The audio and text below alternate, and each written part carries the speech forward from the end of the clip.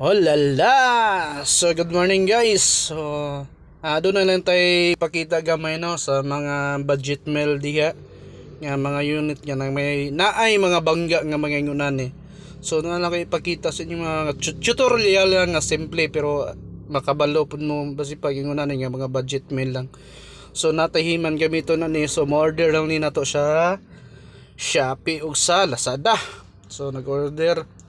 So mayon ani nga mga nga sistema guys nga mga panel lang nga mayon ani so makayan na siya ana nga bunuton nato.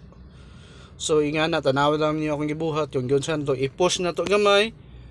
So bira so iangat nato para magunit to siya ang guma. So sabay bira so makita ninyo na kung unsa ka epektibo kana gamiton.